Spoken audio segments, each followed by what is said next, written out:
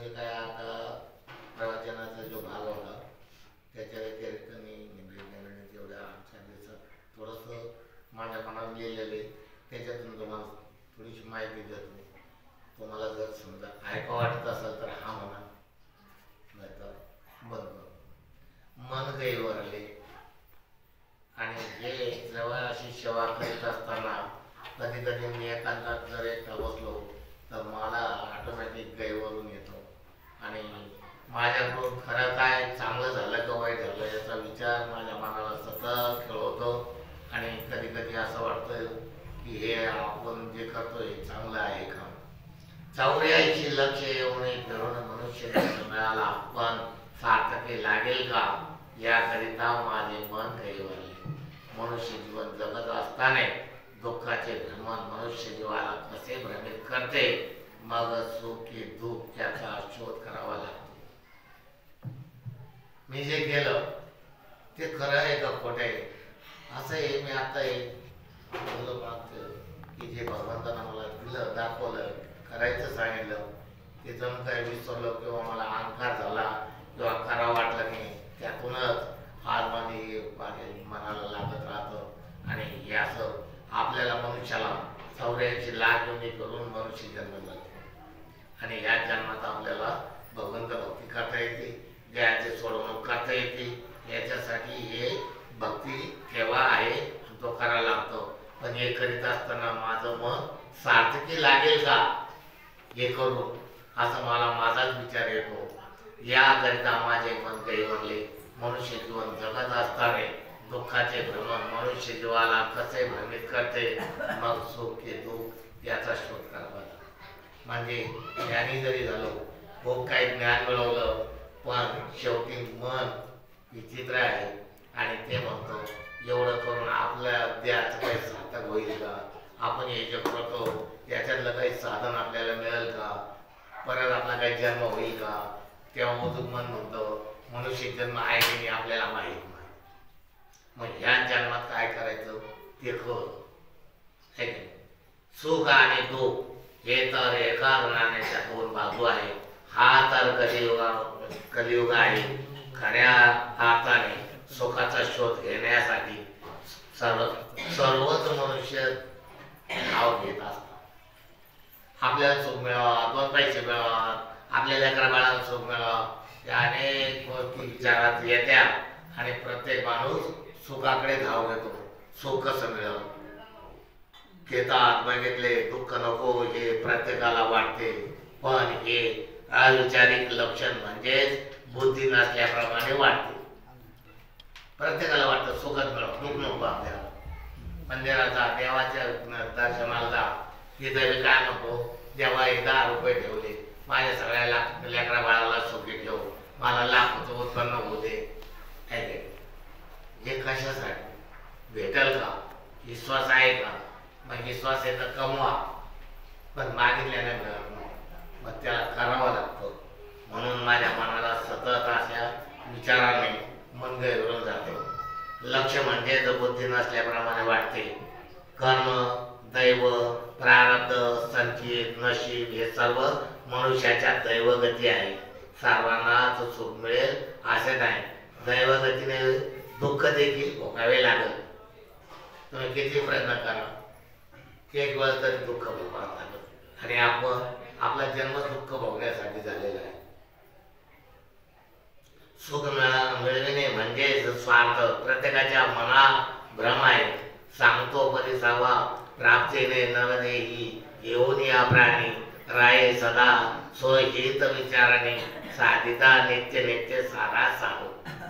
सतत हाच विचार आपल्या घेतो, आपला फायदा व्हा, आपण सुखी व्हा, आपलं कुटुंब मोठं व्हा, गावात सगळ्याचे आपल्याला मानावं, आपल्या बारीक पोराला सुद्धा लोकांनी पाहून आनंद मानावा, आपल्याला दुःख नको. आणि म्हणून हे जर भगवंतानं आपल्याला जर मनुष्य जन्म दुःखासाठी दिला तर सुखाची का दार जात्या का त्याच्या मागं पळत्या. कर्म याचे फळ भोगीतच आहे. तुम्ही जसं कर्म कराल त्याचं फळ तसंच भेटणार आहे. आपल्या मनातले तर कर्म विचार वेगळेच आहे. वेती शोधीचे आत्मप्रकार तत्वज्ञानी रंगवी अंतर परस्पर रूप पाही सकल्प संकल्प विकल्पते उठती वेगे उडवी ते तिची भ्रांती सदा सावधान ठेवी व्रती चुकवी आवृत्ती तेची एक सद्गुरु चरणी सदा शरण बोधोपदेश. आणि आपण किती विचार केला दुःख आपल्याला सोडणार नाही. असं कोणी म्हणलं का देवा काही कर मला दुःख आहे का कोणी?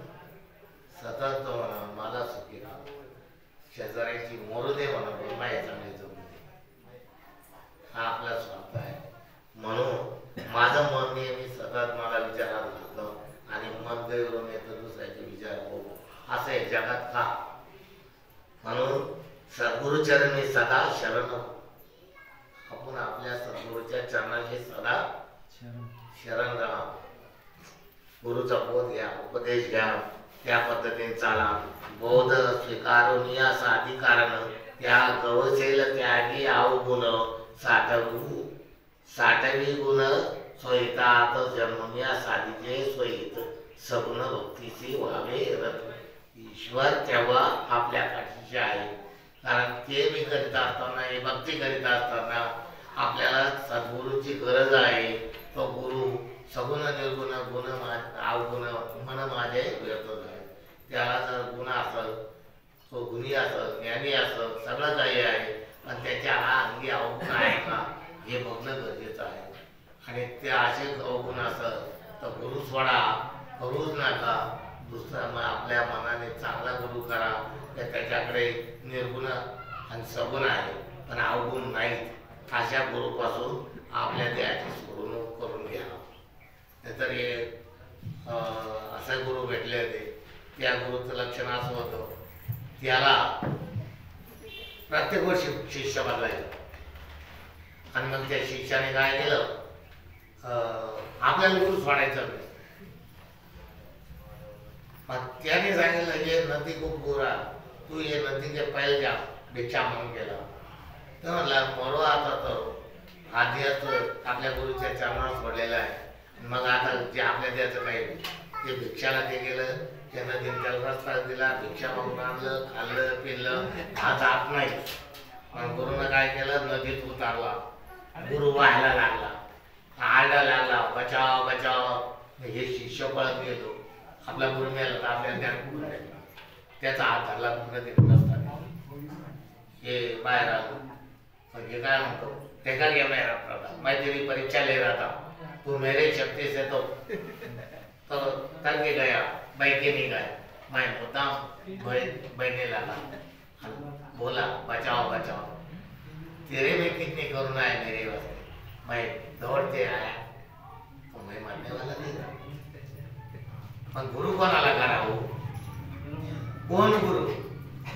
म्हणून गुरु शोधा तर तो गुरु असा पाहिजे तन मन धनाने त्याची सेवा करा आणि असं अर्पण करा. हा दिवस जेव्हा तो राहो मी सद्गुरूच्या चरणी अर्पण केलेला आहे. हा तुझा देह तुला सांगा तेव्हा त्याच्या चरणातून ज्ञानगंगा निघते आणि ती मस्तकावर धारण करण्याची शक्ती माता. तर आपल्या या मनुष्य जन्माचं सार्थक झालंच. पण एवढ्या खाटापटीकडे जाऊ नका. गुरु जर केला त्याच्या नावून निघाले तर गुरुला वाईट म्हणू नका. कारण आपलं काम आहे ते शोधायचं. ते शोधण्यात चुकलो म्हणून आपण आपल्या गुरुला दोष लावू नका. आणि याच्यातून बरंच म्हणजे शेवटचं लिहिलं गेलं तर याच्यातले मन गैरले दुःख खूप मोठे आहे. आणि ते असे काही आहे ते सहन करावं लागेल जन्माचं. आणि ते सहन जर केलं तर गुरु आपल्या ऋणात राहील आणि पुढच्या जन्मात त्याच गुरुच्या पोटी जन्म राहील. म्हणून हे काय आज मी जे करतो हे माझ्यासाठी नाही. ज्याला याची गरज आहे त्याने ते घ्यायला पाहिजे करायला पाहिजे. कारण गंगा जरी निघाली त्र्यंबकेश्वरून गोदावरी निघाली तिथं मागणी जात परत की समुद्राला जाते. पण जाताना वर खोल नदी नाले काय असं गाटा बिटा जे काय असं त्याला सगळं घेऊन जाते. आणि त्यांना पवित्र करते. तसं जे अज्ञानी आहे त्यांना संज्ञान करण्यासाठी मी हा एक मार्ग स्वीकारलेला आहे. त्यातून त्यांनी या गंगेच्या प्रवाहामध्ये सागराला नेण्यासाठी यावा आणि त्या सागराला नेण्यासाठी म्हणजे आनंदाच्या भेटीला. अनंताची भेट म्हणजे अंत नाही, अनंत तो भगवंत आहे आणि त्याची भेट सहज होते. पण याच पद्धतीनं चाला. गावोगावचे ओळ नाले कोडे कोडे गटार काय जे असलं त्यांना आपल्या संघ घेऊन चाला आणि त्यांना देखील हा रस्ता द्या जेणेकरून त्यांच्या देहाचं सार्थक होईल. म्हणून या ग्रंथातून असं सुखदुःखाच्या काही गोष्टी लिहिलेल्या आहे. त्याला श्रीकृष्णाचा त्याचा आधार ठेवलेला आहे. जे कधी मला समजा ते काही ओवी लिहिली आणि तिचा अर्थ जर कळाला नाही तर मी श्रीकृष्णाचा बघून त्याच्यातून ते काय म्हणतात ते वाचून ते मला नाही जमलं आणि तेच मला जमलं नाही जे ती माझी चूक इतरांना होऊ नये म्हणून अर्थ समजून मी जे चुकलं ते कारण भगवंताला तुमचं शरीर वयोवृद्ध झालं की तरुण आहे की बालपणात आहे याशी काही घेणार नाही. कारण तुम्हाला ज्याच्यासाठी जन्माला आणलं ते तुम्ही खरा तो रस्ता चालवा. कारण असं त्यांनी म्हटलेलं आहे आम्ही तुम्ही ऐसे देखे मेरे भक्त जिन्होंने मेरी अखंड सेवा करी और वृद्धपन में उन्होंने माल फेंक के अपना काम कर दिया है. तो हम किसी पे भरोसा नहीं करते, हम उस पे भरोसा करते जिनको अपन अपने कहते वो अपने नहीं रहते, अपने अपनों से भी दूर रहते. ज्याला तुम्ही म्हणते ना आपला आहे ते आपले कधीच होऊ शकत नाही. म्हणून आपले कोण आहे तर ते आपल्यापासून दूर आहे आणि दूर त्यांना कळवळा प्रेम या गोष्टी जाणवत्या आणि ते आपल्याला हाक मारत असत्या. त्या दूरच्याला आपलं म्हणण्याची शक्ती आपल्याला आली पाहिजे. आपण आपल्या जोरचे जोर होतो हा माझा आहे तो माझा आहे तो माझा आहे तो भाग